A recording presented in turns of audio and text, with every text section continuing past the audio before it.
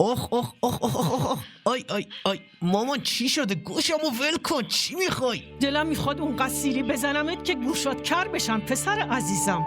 مگه من چی کار کردم؟ با تارا چه حرفی داشتی که بزنی؟ مامان من که به خاطر انسانیت و همدردی حالشو پرسیدم، واسه همین بهم حمله کردی؟ لازم نیست همدردی کنی، وگرنه کاری میکنم که با تو همدردی بشه. فهمیدی؟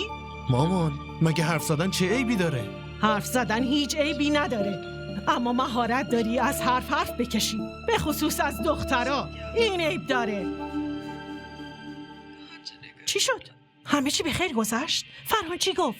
همه چی خوبه، نگران نباشین. من تونستم آرومش کنم. و کاظم، تو کی اومدی اینجا؟ داشت از کاظم شکایت میکرد.